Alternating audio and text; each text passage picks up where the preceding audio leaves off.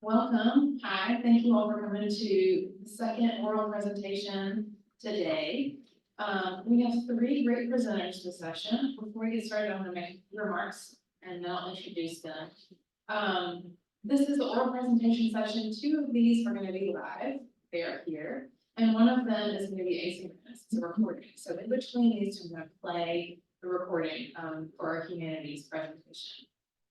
If you saw at the registration table, we have these very nice programs. I encourage you to take one. On the back is a conference survey for all participants. So please take that. You can either scan the QR code or you see what says conference evaluation.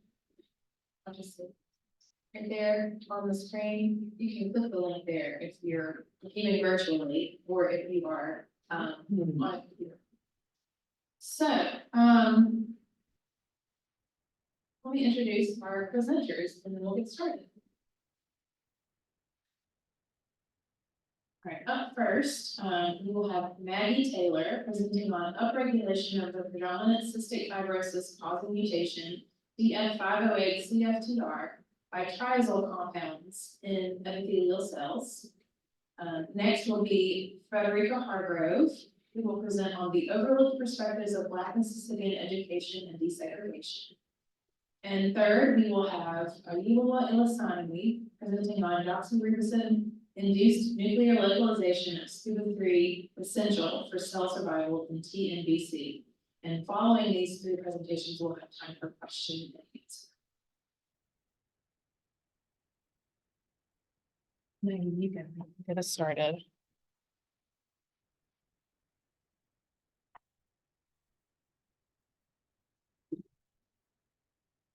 That's not right. Yes, it is. Hi, everyone. You can hear me closer. Good. My name is Maggie Taylor, and for my research, I am studying triazole compounds and how they affect the upregulation of the cystic fibrosis causing mutation delta F508 gene in human lung epithelial cells. So CFTR, which stands for cystic fibrosis transmembrane conductance regulator, is a plasma membrane protein that acts as a chloride ion channel for your cells. We all possess this protein. However, when it's mutated, it causes a cell to misfold, which leads to its degradation inside of the cell. When this membrane protein is mutated, it causes the genetic disease cystic fibrosis. Cystic fibrosis is a disease that mostly affects the circulatory organs affects the digestive and respiratory organs such as the lungs, the pancreas, and the liver. Symptoms of this disease include coughing, difficulty breathing, and currently there's still no cure. It is most common among Caucasians of Northern European origin. I want to study triazole compounds because these are small heterocyclic compounds that function as synthetic anion carriers. They have shown to improve the chloride ion influx into mammalian cell lines. So the purpose of my study is to determine the expression levels of the mutated CFTR protein after treatment with various concentrations of triazole. For my methods, I have grown cystic fibrosis bronchial epithelial cell lines that have been transfected with the delta F508 gene. These cells were treated with various concentrations of triazole, and the two compounds that I'm going to be talking about today, we named them in my lab. They're called PJ03 and ABS094. After my cells were treated, they were incubated at 27 degrees for 60 hours. So after they grew to 100% confluency in their culture dish, I then harvested them and cell lysates were prepared using sonication. Sonication is a technique used to break up the cells in a cell sample in order to release their protein content. The samples were then assayed to determine their protein concentration. After I prepared my cell samples and got their protein concentration, I performed electrophoresis using an SDS page. This is a gel, basically, that's used in electrophoresis that is a technique used to separate proteins based on their molecular weight. After I ran my samples through the gel, I then transferred my proteins onto a nitrocellulose membrane so that the proteins could attach to something. And then I performed what is known as a Western blot. This is a technique that uses electrophoresis, not electrophoresis. It's a technique used to identify specific proteins based on their molecular weight. So in a Western blot, the CFTR protein can be seen in 3 electrophoretic forms. We call these forms bands: band A, band B, and band C. Band A is immature CFTR protein that is found still in the nucleus, and it is newly synthesized apoprotein. Band B is also CFTR. It's also immature CFTR protein, but it is found in the endoplasmic reticulum, so it's making its way to the plasma membrane basically, but it's still inside of the cell. And band C is identified as mature CFTR protein. This is a fully glycosylated plasma membrane protein. That's where the CFTR protein is supposed to be on the plasma membrane. We can see these forms in a Western blot. Here's one lane, here's an example. So band C is the mature CFTR protein and band B is the immature CFTR protein.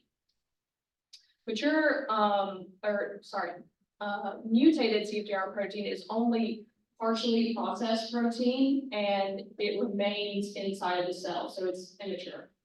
Healthy CFTR protein is fully processed and becomes mature as it reaches the plasma membrane where it's supposed to be to act as the chloride ion channel for the cell. So here are my Western blot results. As I said before, I treated them with different triazole compounds. Here is PJ03 and ABS094. So as you can see, this is a positive control. So this is the expression you're supposed to see for mature CFTR protein, and this is the lane for immature CFTR protein. When you look at the triazole compound PJ03, comparing it to lane 1, which is treated with just the vehicle of the triazole compound alone, so not the actual triazole compound, what it was dissolved in, basically, you can see an increase in expression in the B band, so an increase in immature endoplasmic reticulum CFTR protein, and a slight increase in the C band. When you look at ABS094, you can also see an increase in immature immature CFTR protein, but a slight bigger increase in the C band. So interpreting the results, the upregulation of the delta F CFTR protein after treatment with triazole suggests that these compounds increasing expression and functional stability of the mutated CFTR protein. Being that it increases the functional stability of the mutated CFTR protein, which causes cystic fibrosis, this could mean that triazole compounds could be potentially used as therapeutic agents in the treatment for the treatment for cystic fibrosis. Here are my references. Thank you.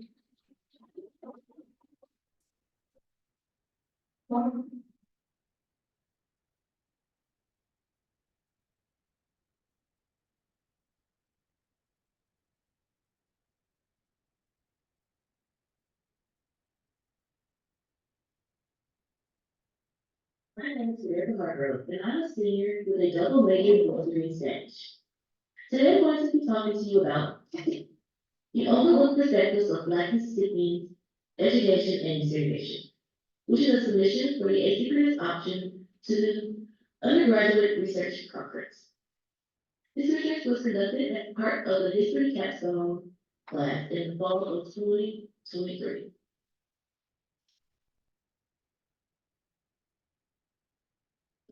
This project addresses the transformation of Black communities and the experiences of African American students within the Lowndes County School District, Mississippi, during the desegregation process of the late 20th century.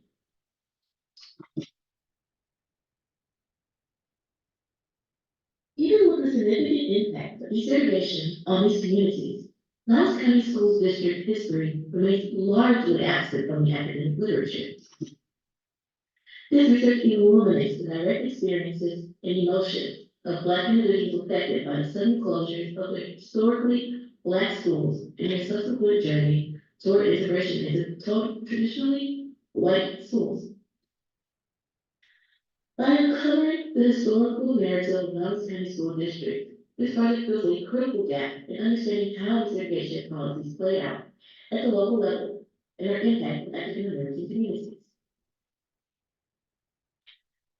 The narrative of Lowndes County School African American community and their educational experiences deserves a prominent place in the broader narrative of African American history and American history. Contrary to modern historians' consensus that Southern African American schools were solely failing and underfunded institutions, these schools were pillars of the Black community in tumultuous times. They were institutions that combated bigotry and illiteracy and shielded students from ills of discrimination by providing a safe space for people to convene.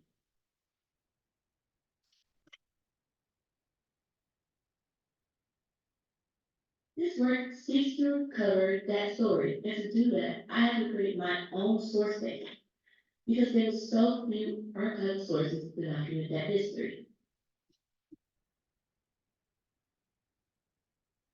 So, I interviewed Eddie Hester, James Bush, and Lois Johnson, who all attended Concord School as it closed down and desegregated into new hope schools. This study draws heavily on these oral histories.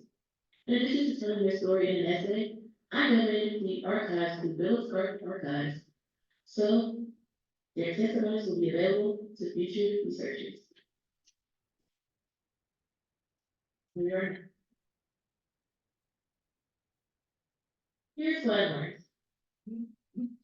During the autumn of 1969, a small but committed group of African American parents convened in Holmes County, Mississippi church. They began to talk about a decision that would alter the history of this severely segregated southern area and the trajectory of their children's lives.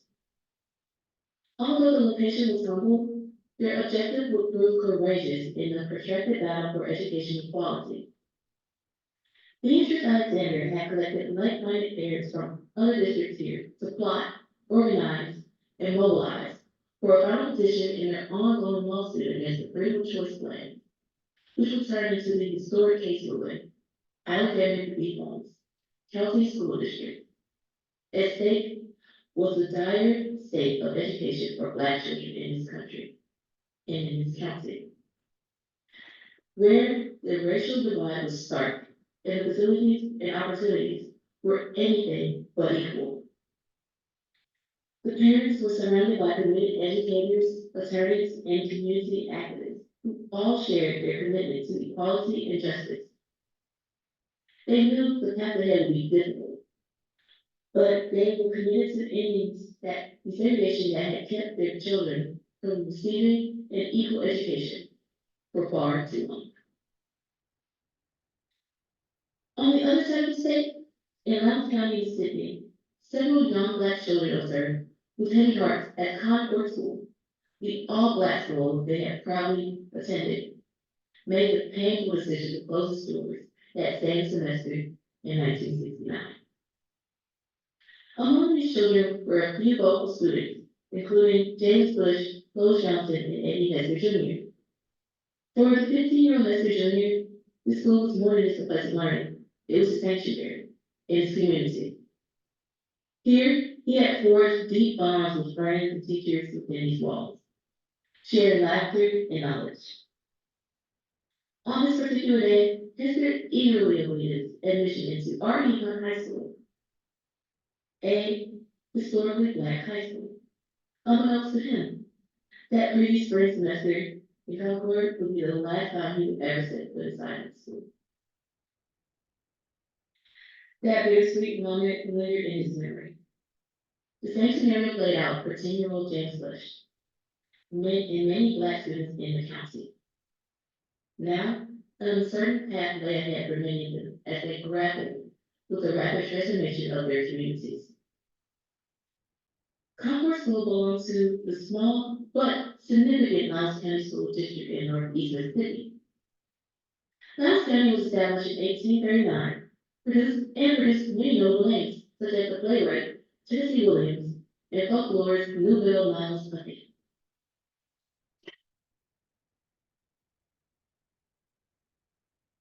In education, this county established the first public school in Mississippi, Franklin Academy, for white children in 1821.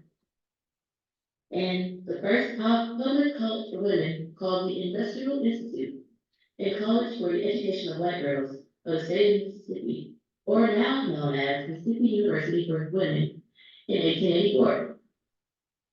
After the Civil War, the promise of formal education for the newly freed individuals was a beacon of hope. But Mississippi was overall poor and strained its funds too far with a dual system for Black and white students. Mississippi's public education funding had already started buckling under an informally segregated system in 1868, and education officials like Governor Benjamin Humphreys attempted to further separate public education.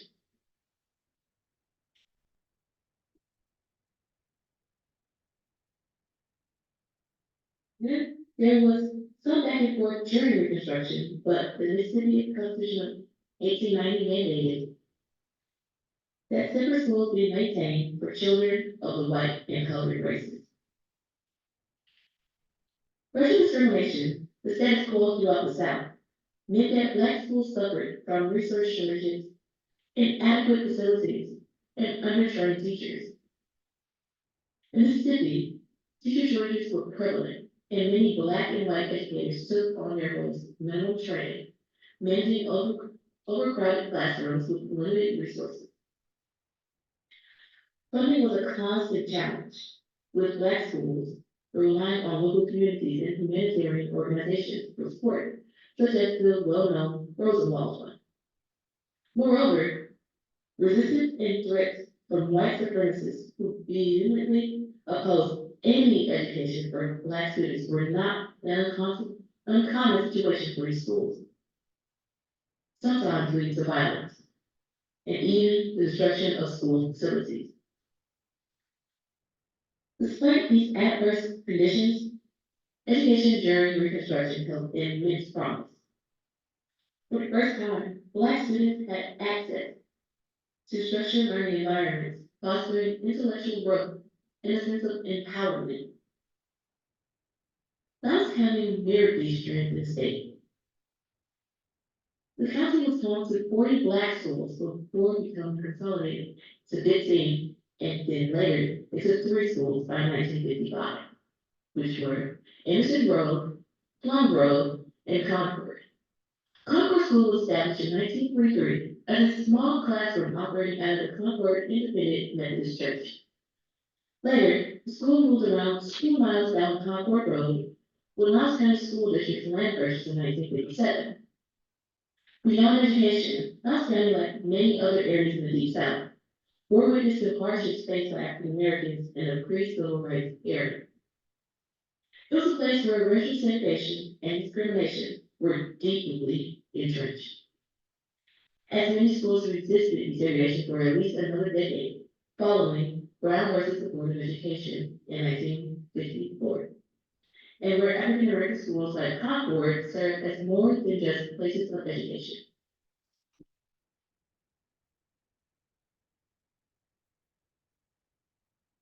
The landmark Supreme Court decision in Brown versus the Board of Education in 1954 was a unanimous decision ruling declared that state laws establishing separate public schools for black and white students were unconstitutional. Nevertheless, the Brown decision signified not the end, but the beginning of a long and challenging desegregation process. Resistance to desegregation was widespread, and the federal government often had to intervene to enforce compliance with the law. The Brown ruling provided a clear legal mandate to end racial segregation in public schools. Still, it had left the implementation process open to the interpretation of with all deliberate speed, leading to a wave of uncertainty. In Mississippi, the response to Brown was characterized by a fierce white resistance movement known as the Massive Resistance. Many Southern desegregationists were determined to maintain the status quo. One key strategy Mississippi employed was the freedom of choice plan. Instead of promptly implementing the Brown decision, school districts strategically crafted a system where desegregation was enacted by parents who could send their children to a school of their choosing. However, these school districts knew these plans amounted to superficial changes that did not truly address the underlying issues of racial inequality. They also sought court approvals for gradual integration, therefore prolonging the desegregation process for another decade.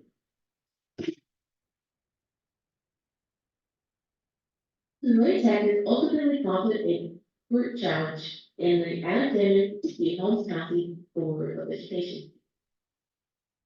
Eventually, Alexander v. Holmes County reached the U.S. Supreme Court in October 1969, which led to the unanimous decision in favor of the plaintiffs.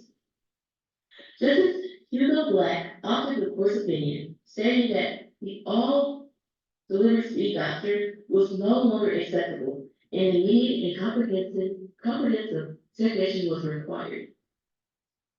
The Alexander decision had far-reaching implications. It set a clear precedent for swift and firm desegregation of public schools, ending delays and resistance. It marked a turning point in the civil rights movement, emphasizing the necessity of immediate desegregation, and this had a direct impact on Concord School.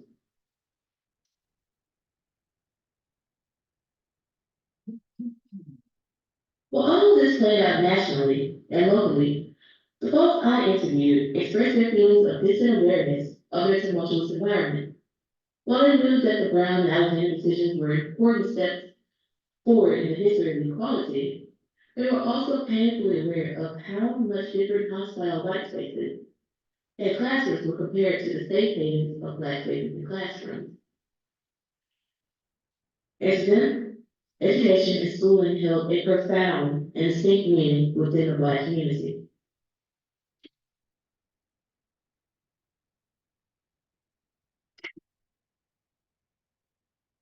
Despite low funding, Hester noted how his teachers created comfortable classrooms, and the administration funded the school's affinity for sports so students felt more enriched and engaged.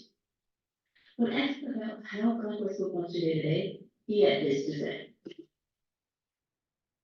A day at Concord was an exciting day. We started off with devotion in the morning time. pledge allegiance to the flag, and we had a prayer and everything. We had that every morning. Then, of course, we would have school. We had our milk break in the morning time, and then, of course, we would have lunch. Our lunch was a full lunch. It wasn't like macaroni and cheese or hot dog or anything like that. It was peas, cornbread, potato salad, yams, and milk to go with. In the afternoon, we would have another milk break. That was a good day for school. We also had extracurricular activities such as basketball or football. At the end of the day, we would leave for the afternoon.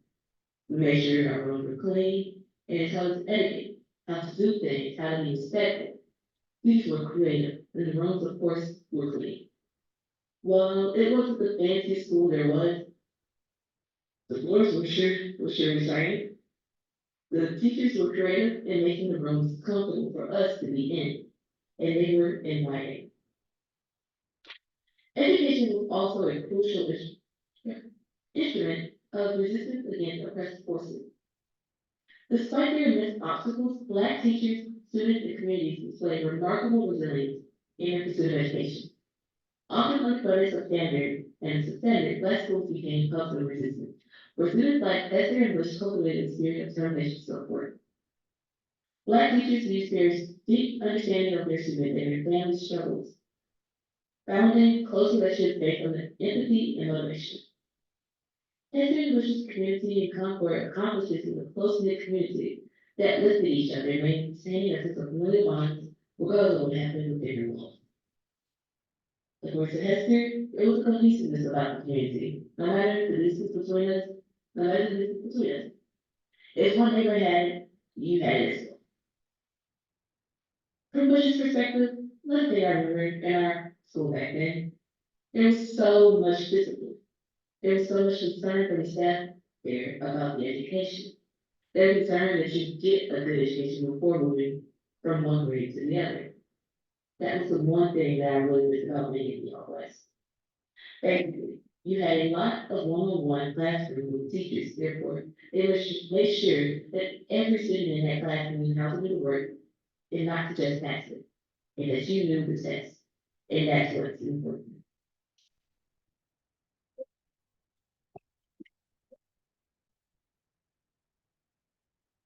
According to a survey of public schools in 1955, Concord showed significant signs of high attendance and engagement. As the four classrooms building enrollment grew, they had a steady flow of students compared to similar schools, and boasted the second highest enrollment in Lowndes County in the 1954 to 1955 school year. This review even pointed out that Concord had a school bus, an uncommon occurrence for most Black schools at that time. Education was, in essence, a spark of social justice and change. Parents and educators recognized that through education, they could equip young Black minds with tools to challenge injustice, achieve personal success, and contribute to the broader community. An example of this, Concord teachers strayed from focusing on their shortcomings with oppression in favor of giving their students a sense of pride in themselves and their communities. While the initial response of the Black community and their institutions of the Brown versus Board of Education was marked by a profound mixture of both gratitude. This landmark was received well, seen as a long and student triumph for many in the Concord community. It validated the relentless efforts of Black Americans in our educational institutions in an enduring struggle against racial segregation and injustice. Just not to characterize the battle as a long time coming.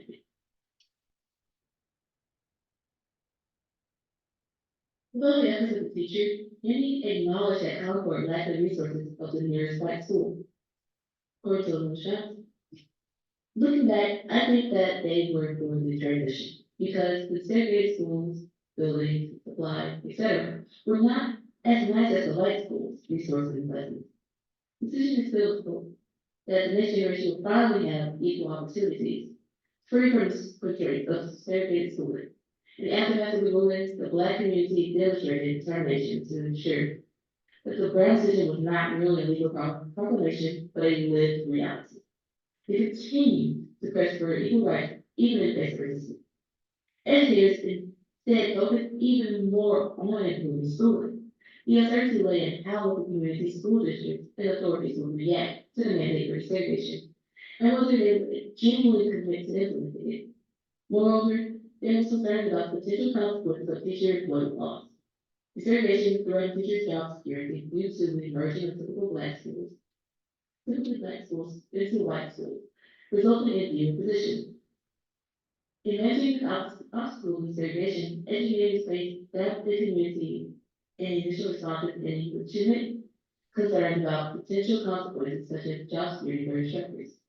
Personal experiences of African American students in Lowndes County, Mississippi, following the Alexander case, were marked by confusion and sudden displacement. Like many of these students, according to history, were blindsided, just up and gone. The sudden integration of school became as a destructive, chaotic, and barely planned change. It just had been deferred and delayed for so long by forces outside their control. According to Bush and Johnson, it's offensive feelings of the oppressed on the areas of their once bustling school now standing still and empty.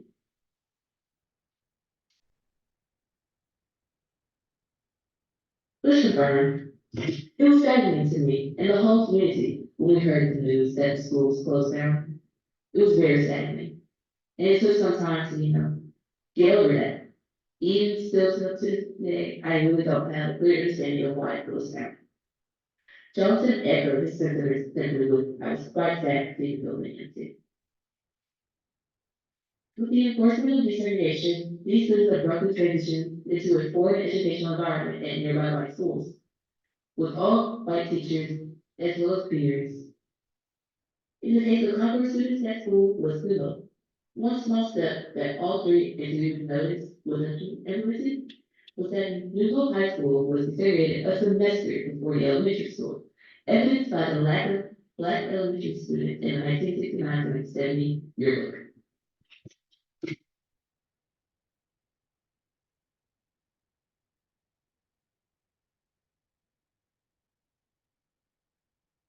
The absence of sufficient preparation measures made the integration experience even more challenging, as some students who had been relegated to segregated schools were thrust into white schools where they encountered different teaching methods, curriculum, and often hostility from some of their white peers.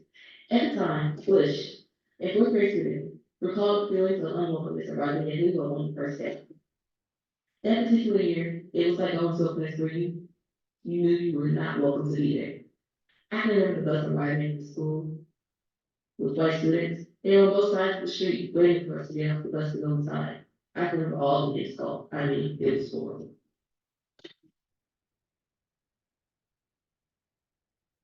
Similarly, Johnson recalled an incident that occurred a little later outside of her second grade class. One day, I was walking alone. Another group of white students were also walking towards me. Then, I remember hearing one of the white girls say, "Look at all those cattails." As she said this, she pointed to my hair. The other girls looked and just stared. I really feel so uncomfortable, so embarrassed, but I just stayed silent. I didn't know what to say. I remember that incident just like it was yesterday. It was incidents like this one that made me miss the segregated school that I had once attended. The abrupt change tested the resilience and adaptability of these students. While the segregation of schools was significant milestone, the immediate aftermath was a period of adjustment and uncertainty for African American students in the region.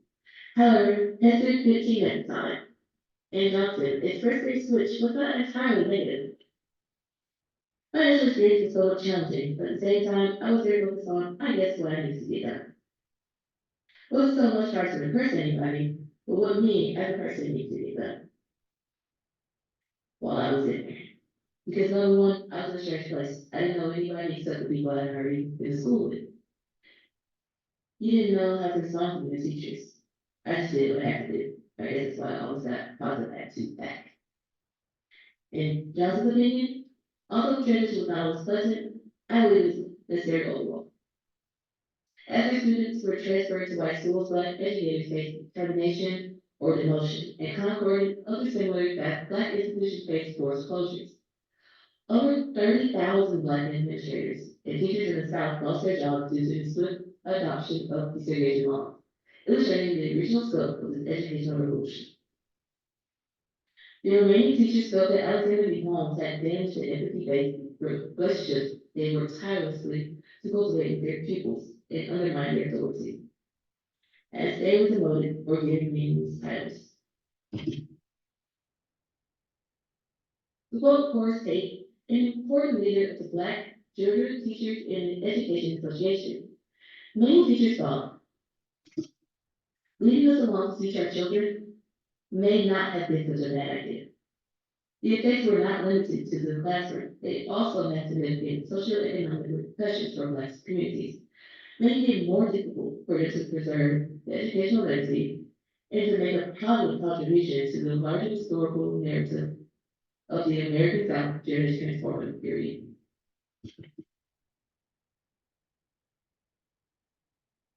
Part of my paper looked at the desegregation efforts through Black segregation and academies, but I can't go into much detail on that here.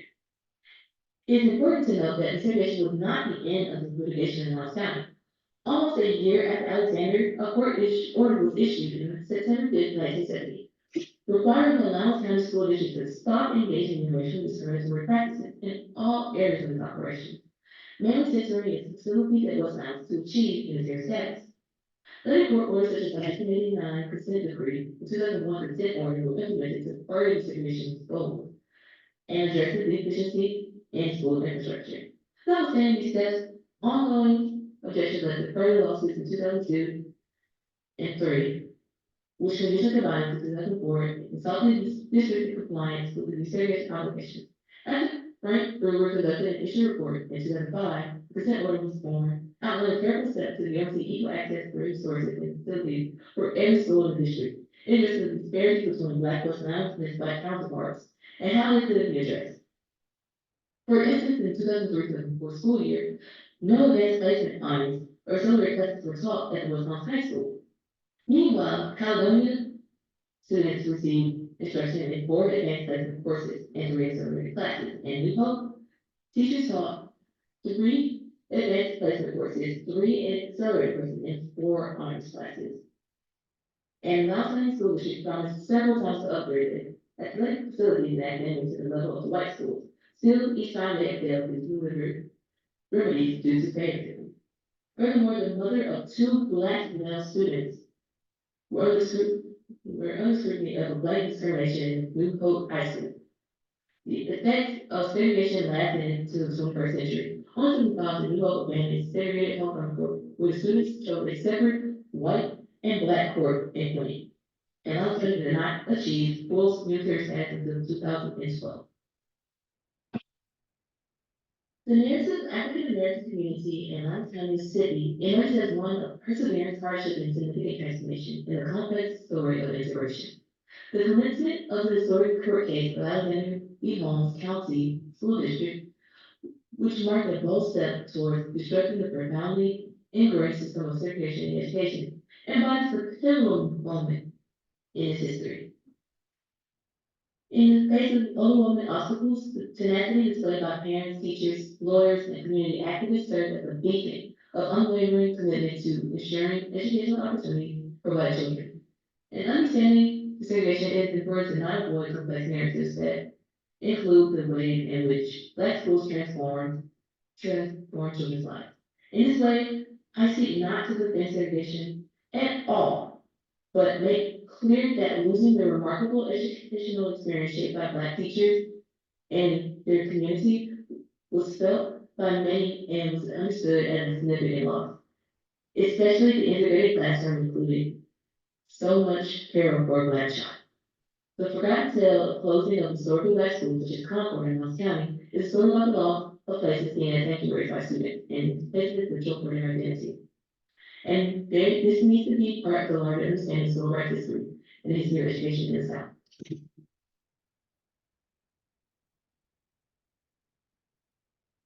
To close, I would like to leave you with the words of prominent desegregation historian Vanessa S. Walker.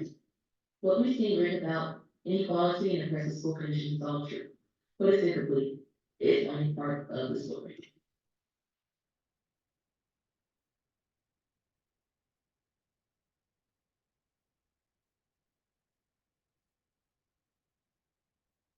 Thank you.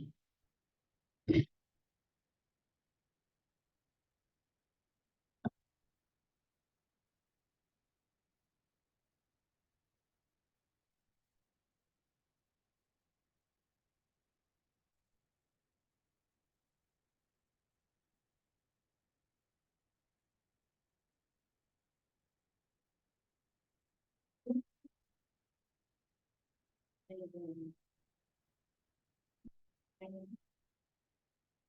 name is Ayido Ayideson. I'm a student, a senior student of the Department of Science and Mathematics, majoring in chemistry. And today I would like to talk to you about my honors research, which is on the induced nuclear localization of SCOBY3 essential for cell survival in triple negative breast cancer. Before I go on, I would like to define some terms on the topic. Breast cancer and TNBC, which is triple negative breast cancer, is a subtype of breast cancer. Breast cancer is the abnormal proliferation of breast cells. Breast cancer is known to be the most prevalent type of cancer in women in the United States, with the estimate value of over 260,000. And also, breast cancer is known to be the second leading cause of death for women related to cancer in the United States, with a value of over 40,000. And this breast cancer has different subtypes, and one of them is the triple negative breast cancer, which is the most aggressive of them all. SCOBY3 is one of the words in the topic, and SCOBY3 is the full name is signal peptide curve domain, and AGF-like domain containing protein 3. This SCOBY3 was identified in our previous research in my lab to be a gene that could improve doxorubicin treatment in cancer patients. Doxorubicin is actually a first-line chemotherapy drug used for cancer patients. And this SCOBY3 has been known to be a segregated protein by the cell, and also the third member of SCOBY family. SCOBY3 is expressed, SCOBY3 expression is elevated in various cancers like breast cancer and lung cancer. SCOBY3 has been known to promote metastasis, which is the spread of cancer from the primary site to the secondary site. It also promotes angiogenesis, and it promotes poor treatment outcome in cancer patients. My focus for my research is to determine the function and mechanism of SCOBY3 localization to the nucleus in the presence of doxorubicin treatment. And the rationale behind this focus is to find how SCOBY3 promotes this poor treatment outcome in cancer patients. Having known that SCOBY3 promotes poor treatment cancer after the use of doxorubicin, we hypothesize that, okay, what if SCOBY3 is being knocked down? Meaning that what if SCOBY3 is being reduced, if the expression of SCOBY3 is reduced, will this see result in poor treatment after using doxorubicin? Doing this, we used a method called cell viability assay. And in this assay, after these cells were cultured and grown, they were treated with doxorubicin. And after 4 days, we checked their viability, meaning to check if the cells are still, if the cells survived the treatment or not. Normally, using doxorubicin treatment, the cells are supposed to die. But because we found out that these cells don't die in the presence of doxorubicin, so knocking down SCOBY3, which is, you could see, the red line shows the knockdown SCOBY3, while the blue line shows the control, to check if the reduction of expression of SCOBY3 is going to give us less viable cells. And we're able to get the value for the knockdown SCOBY3 is lower than the control, which and this was done in 2 different cell lines of triple negative breast cancer, the 2-3 cell line and the 4-6-8 cell line, and the similar results was gotten that if SCOBY3 is being knocked down, then the doxorubicin can work effectively than when SCOBY3 is not being knocked down. And this same experiment was carried out in a mice to check out if these things that we saw in the lab is also going to happen in the mice. And we got to see that the same results was found to happen in the mouse, that SCOBY3 lockdown, which is the red one, shows to have a lesser viability than the control. So having known that knocking down of SCOBY3 could help us to improve the treatment of doxorubicin, this immunofluorescence images shows how SCOBY3 moves into the nucleus, like my topic that mentions that SCOBY3 localizes into the nucleus. So how can we find out how SCOBY3 moves into the nucleus? This is shown in the immunofluorescence image. when these cells were being treated with doxorubicin from dosage of 0 nanomolar to 100 nanomolar. And this, after the treatment of doxorubicin for 4 days, they were stained with immunofluorescent staining. And after 24 hours, this image were viewed and showed us this is the protein beta-tubulin and the SCOBY3, which is the protein, our target protein, and that which is for the staining of the nucleus. And looking at these images in our 0 and 25 nanomolar, you could see some openings in the SCOBY3, and in these openings, you could see the nucleus there. So if you check for this 50 nanomolar, you see that you hardly see any opening compared to the 0 and the 25 nanomolar. Checking the merging here, it shows that the SCOBY3 actually moves into the nucleus. You can see the movement of SCOBY3, but it's very obvious here in the 50 nanomolar and the 100 nanomolar. The red, which is the SCOBY3, appears to be inside the nucleus. Knowing now that SCOBY3 moves into the nucleus, which is one of the reasons that stops that inhibits doxorubicin from working effectively, the nuclear localization sequence was predicted using a bioinformatic analysis of how SCOBY3 moves into the nucleus. Predicting this, using the prediction, this sequence was gotten, and this sequence was gotten using where arginine and lysine are rich in the genetic sequence of SCOBY3. So thinking of if SCOBY3 moves into the nucleus, how about to mutate SCOBY3? Is this still going to move into the nucleus? So mutating SCOBY3 in the presence of arginine, changing arginine to methionine, which is from the R to the N in red, and changing lysine, which is K, to the glutamic acid. That's the same thing here from R to N, methionine. And this was named NLS1, that's our nuclear localization 1. And the same thing was done at this end. Like if this part of the sequence is mutated, the K, which is the lysine, was changed, was substituted to the E, which is the lysine, and the R, which is the arginine, was substituted to the methionine. So, and that was named NLS2. Then we mutated it at both parts, like mutating it at this part and mutating it at this part, and named it NLS1 and 2. Doing this mutation, we validated this mutation of SCOBY3 to confirm, like, if we mutate SCOBY3, is this going to express just like SCOBY3 would look like if we did not mutate it? And this was done using Western blots to show that even with the mutation of this SCOBY3, mutating it as NLS1, NLS2, 1 and 2, it shows that the expression of SCOBY3 is still the same thing. So the SCOBY3 was not affected even though it was mutated. And this was expressed in 2 different cell lines, in the 231 cell and the 468 cell line. After we validated that the expression of SCOBY3 is not affected before treating it to see if the mutation of this SCOBY3 is going to stop the SCOBY3 from moving into the nucleus. So immunofluorescence staining was carried out again after 24 hours of doxorubicin treatment to see if the mutation of SCOBY3 will stop it from moving into the nucleus. And like I said, the moving of the SCOBY3 into the nucleus is what inhibits doxorubicin from working effectively. So this image is supposed to show that if you mutate SCOBY3, does that mean doxorubicin is going to work more effectively? So this is what we got to see. And the first row shows the Y type SCOBY3, the second line shows the mutated NLS1 SCOBY3, the third shows the mutated NLS2 SCOBY3, and the last one shows the mutated NLS1 and 2 SCOBY3.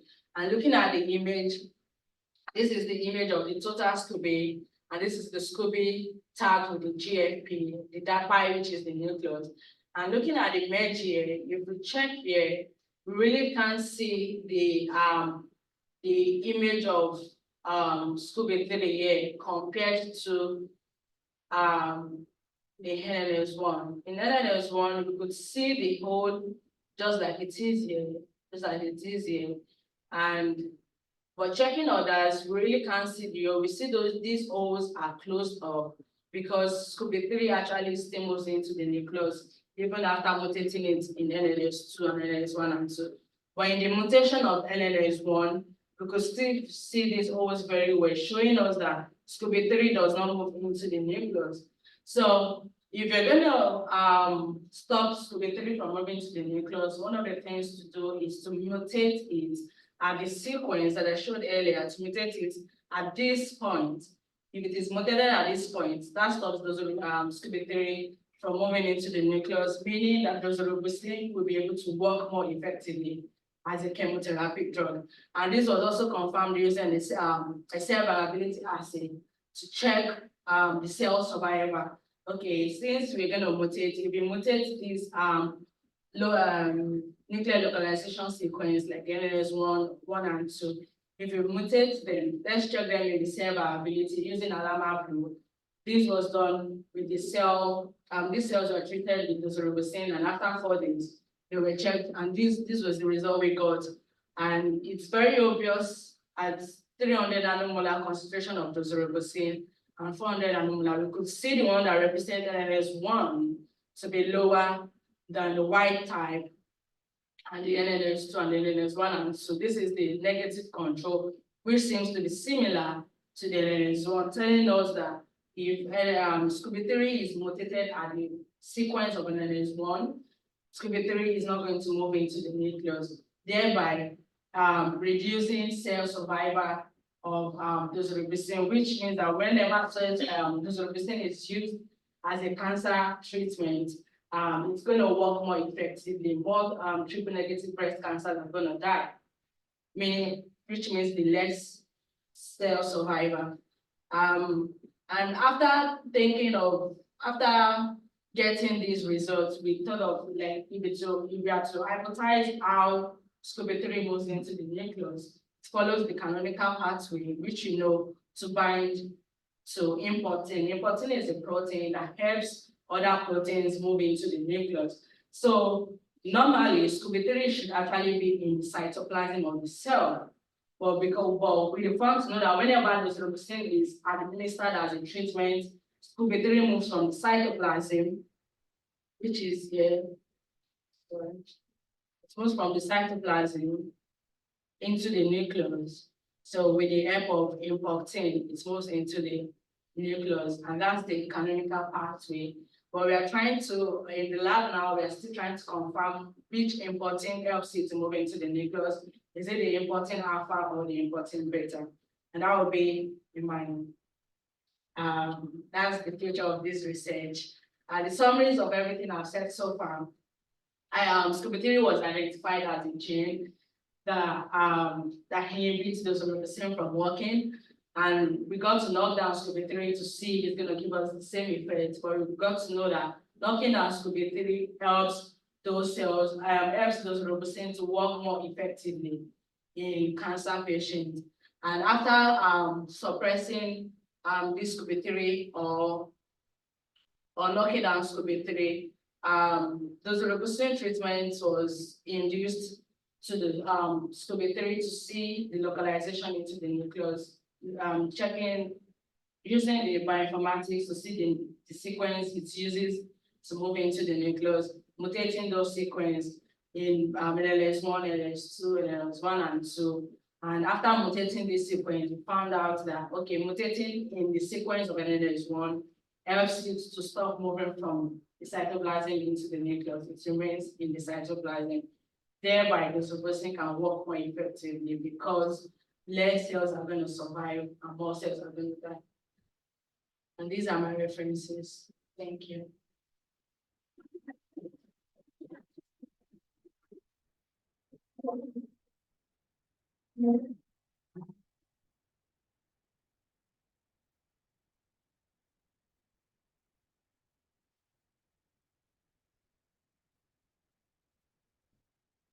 Thank you, presenters. We're gonna take a few minutes for questions. If you have questions for Maggie or Ayula, please let me know, raise your hand, and I will bring you the microphone. If you're watching virtually, please use the chat or raise your hand.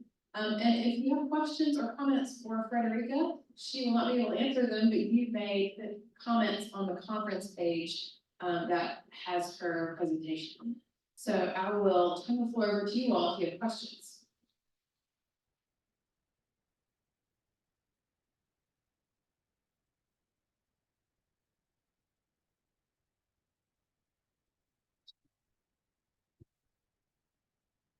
This question is both for Eula and Maggie. How does the work that you've done set up a next step of research to be done? How can you connect what you've done to something else that you may have discovered or shown that needs to be done? How does your work connect to the future?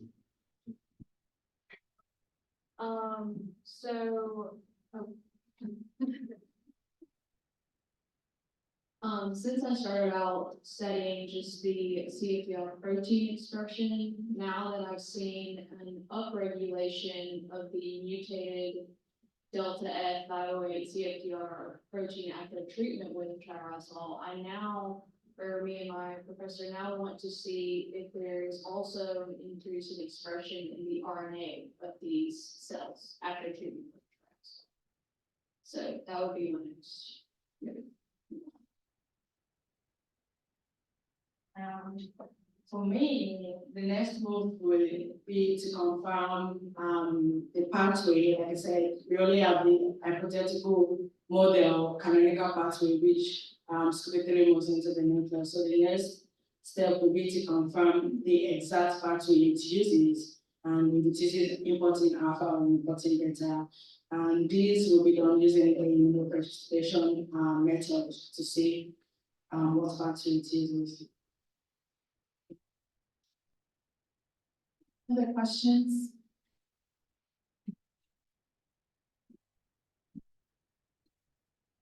This is a question for the two of you as well. Thank you for your presentations. I learned a lot as a non-science person coming into this room and hearing you today. So talk to me about how do you see this undergraduate research preparing you and helping you for your career path and your career journey, what you want to do when you leave the W?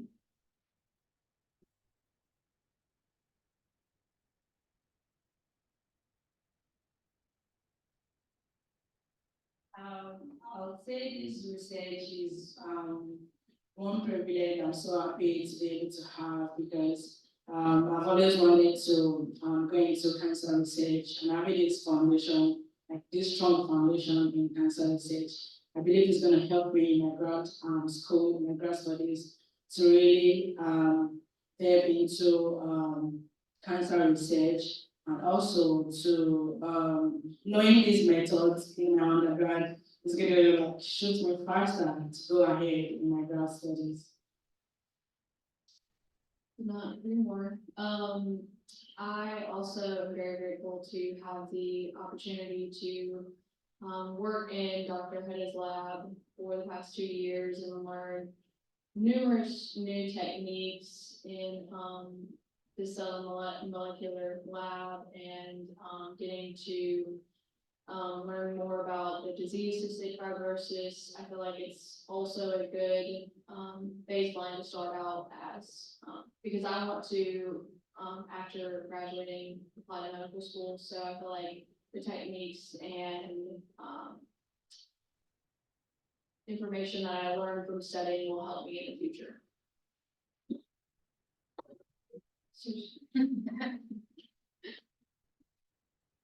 Other questions, comments?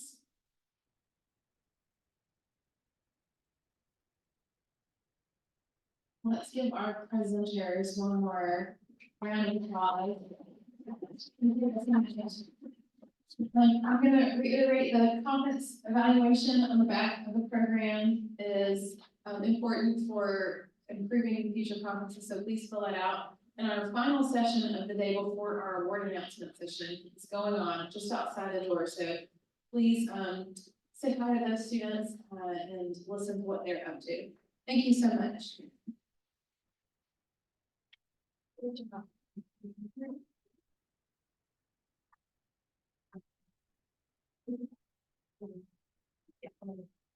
Thank you for remembering. I would have totally forgotten. Oh, hold on, let me hit enter. in the chat. Okay. Barry Smith says, good job.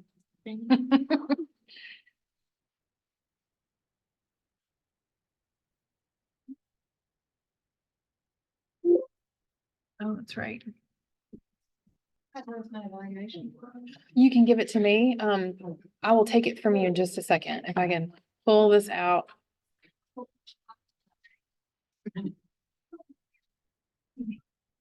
Thank you, Nora. Okay.